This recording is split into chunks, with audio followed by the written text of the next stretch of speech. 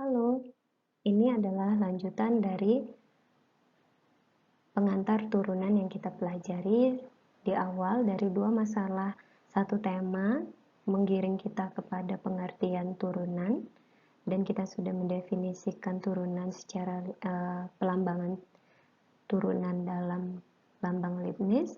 Sekarang kita akan mempelajari aturan pencarian turunan.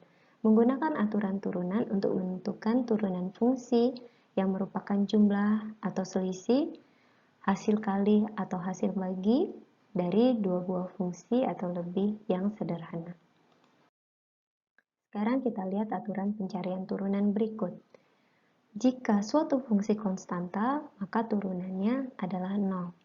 Jika fungsinya adalah sama dengan X, maka turunannya adalah 1. Aturan pangkat dalam turunan itu menghasilkan turunannya adalah pangkat dikali X dengan pangkatnya berkurang 1.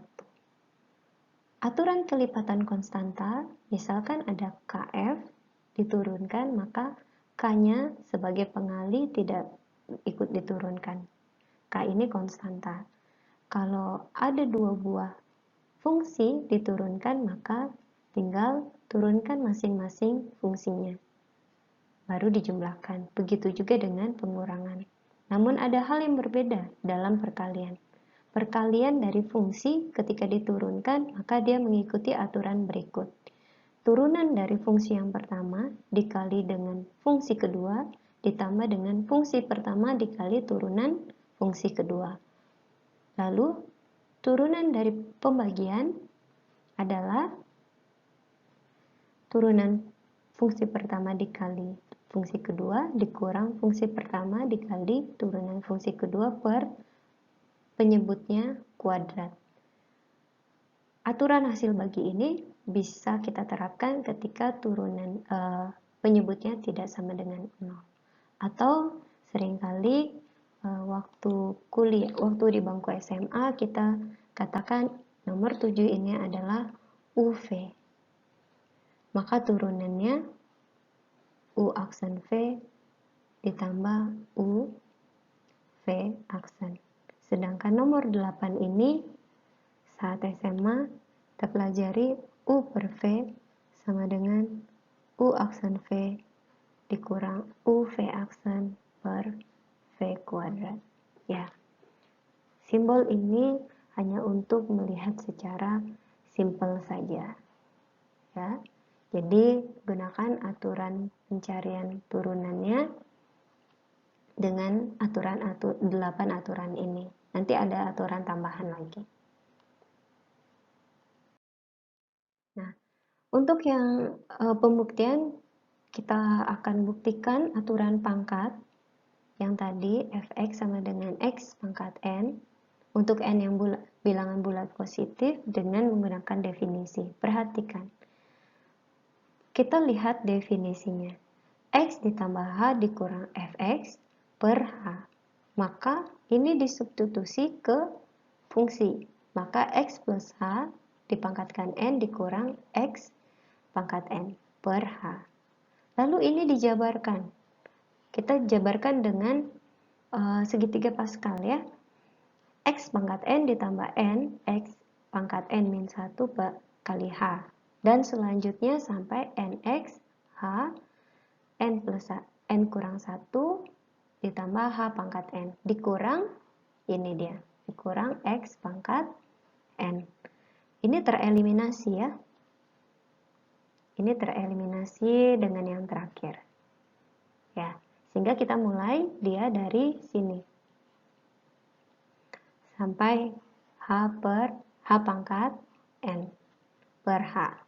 Nah, dari sini hanya ini merupakan faktor dari setiap suku.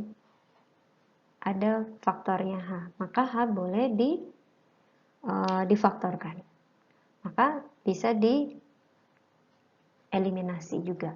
Sehingga kita peroleh X ya, N X pangkat N min 1 dikali seterusnya. Nah, yang lainnya memiliki faktor H lagi. Sedangkan pada ini Pada tahapan ini tetap limit H menuju 0.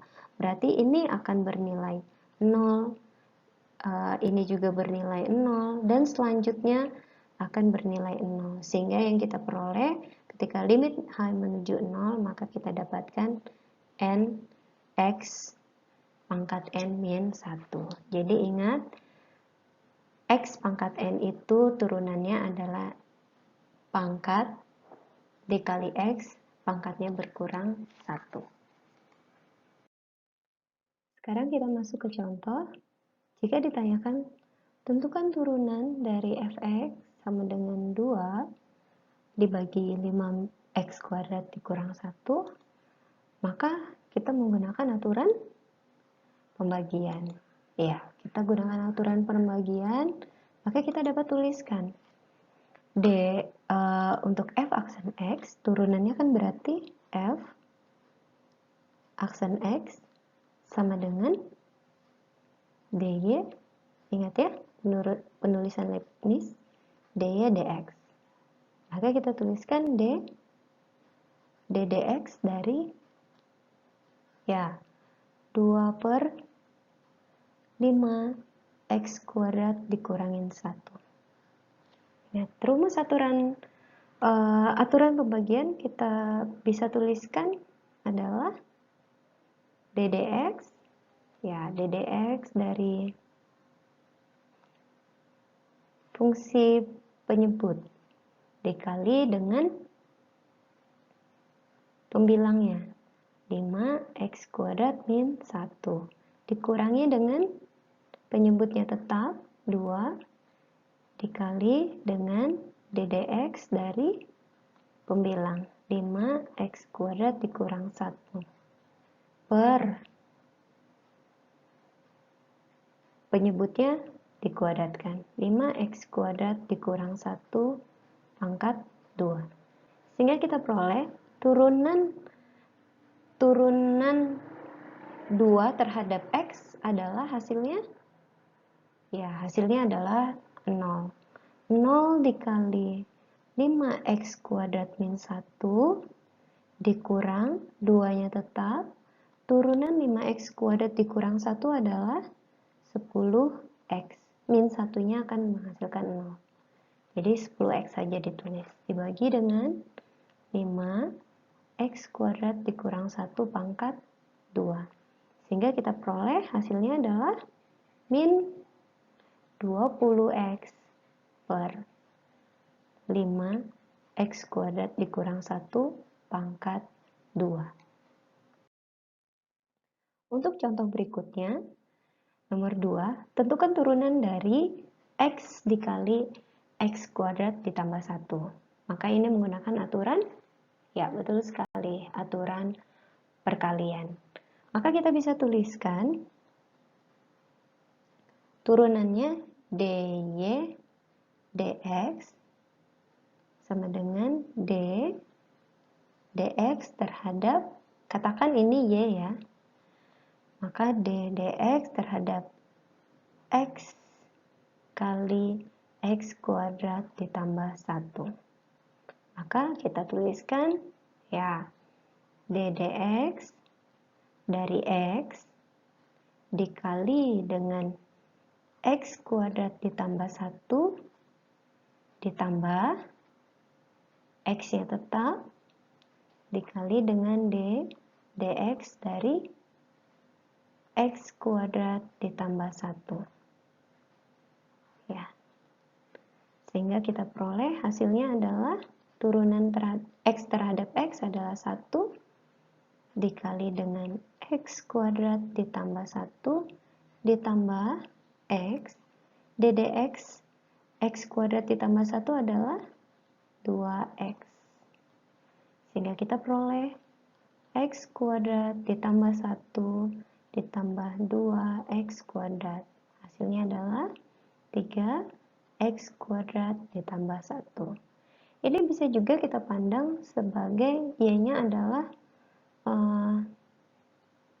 kita bisa kalikan ya. Ya, kita bisa jabarkan jadi x pangkat 3 ditambah x. Ini juga bisa simpel ya. Kalau kita bentuknya seperti itu berarti dy dx-nya kita bisa tuliskan d dx, y-nya adalah x pangkat 3 ditambah x. Ini seperti aturan penjumlahan, gampang sekali. X pangkat 3 diturunkan adalah 3x pangkatnya berkurang 1 ditambah 1. Simple ya. Begitu. Untuk selanjutnya, latihan. Silahkan dikerjakan latihan nomor 1 dan 2. Ini akan dibahas di saat nanti Zoom. Halo semuanya, sekarang kita masuk materi tentang turunan fungsi trigonometri. Namun di dalam hal ini kita juga tetap menggunakan aturan-aturan turunan. Aturan perkalian, aturan penjumlahan maupun pengurangan, aturan pembagian juga. Fungsi trigonometri pada pertemuan sebelumnya telah ditunjukkan bahwa turunan sin X itu sama dengan cos X. Berikutnya perhatikan cara kita menemukan turunan dari cos X. Dengan definisi turunan, kita gunakan lalu substitusi X plus H, cos X plus H dikurang cos X dibagi dengan H.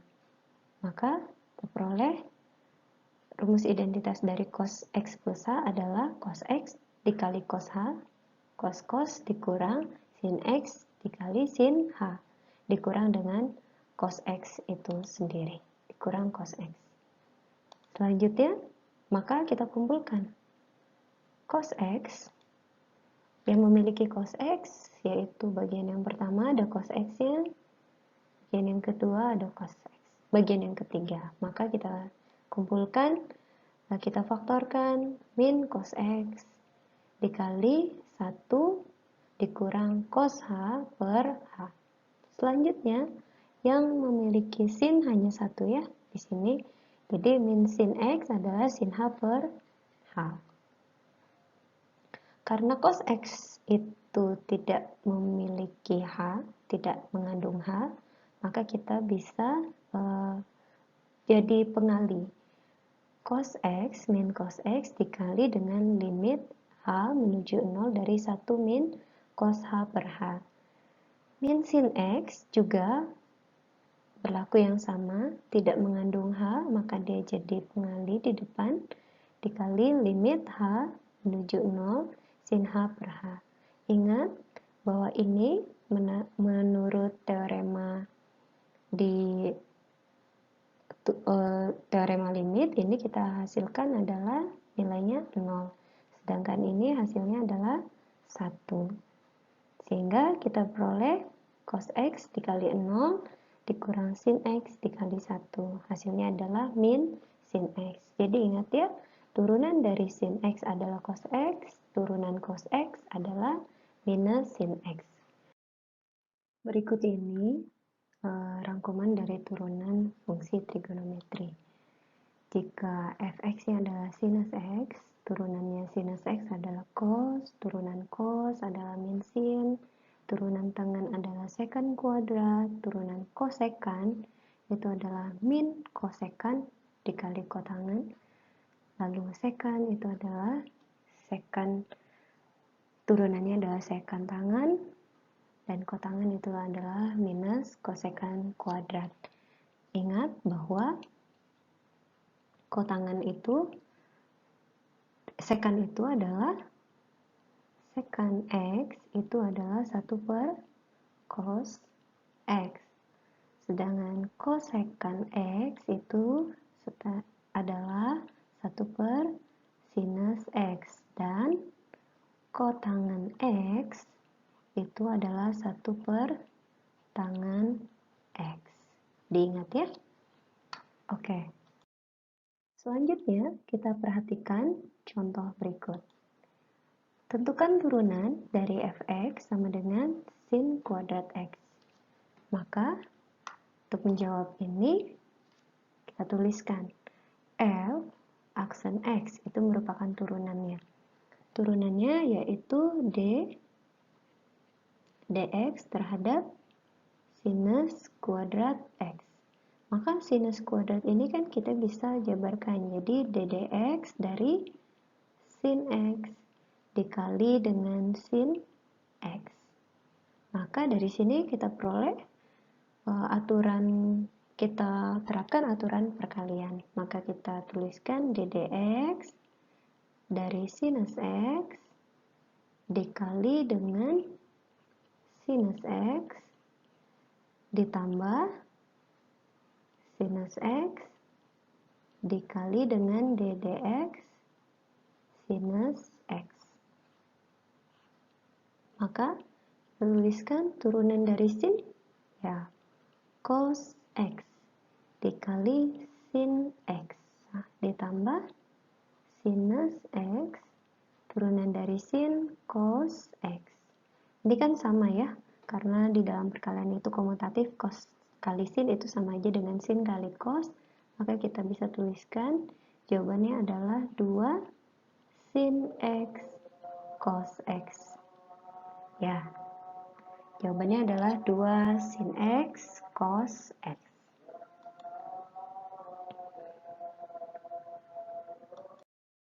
Untuk contoh yang kedua, turunan dari Y sama dengan tan X per cos X adalah, kita tuliskan Y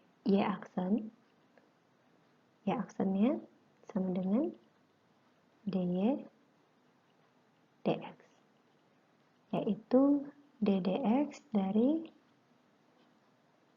tangen X per cos X. Nah, dari sini kita gunakan aturan dari pembagian. Maka kita peroleh hasilnya adalah ddx dari tangen X itu dikali dengan penyebut, yaitu cos X, dikurang tangen X dikali dengan ddx dari penyebutnya, dibagi dengan semuanya ini dibagi dengan penyebutnya dikuadratkan. Dari sini kita peroleh, ingat tangen X tadi turunannya adalah secant kuadrat X dikali dengan cos X dikurang tangen X dikali dengan turunan cos adalah min sin. Saya kasih plus di sini, sin X per cos X dikuadratkan. Nah, teman-teman, sebenarnya jawabannya cukup sampai sini, tapi kita bisa menyederhanakannya lagi bentuk ini. Secant sendiri, saya sudah sampaikan, secant ini adalah 1 per cos kuadrat X dikali dengan cos X. Ditambah dengan tangen sendiri adalah sin X per cos X dikali dengan sinus X. Semuanya dibagi dengan cos X dikuadratkan. Sehingga dari sini kita peroleh, ya, semuanya punya penyebut cos ya. Ini bisa saya eliminasi dengan ini, sehingga hasilnya nanti cos X. Oke, kita dapat tuliskan 1 ditambah sin kuadrat X dibagi dengan cos X dikali dengan cos X kuadrat. Sehingga kita peroleh hasilnya adalah 1 ditambah sin kuadrat X per cos pangkat 3 X. Silahkan kerjakan latihan berikut 4 soal. Untuk pembahasannya, kita akan bahas di Zoom. Sekian.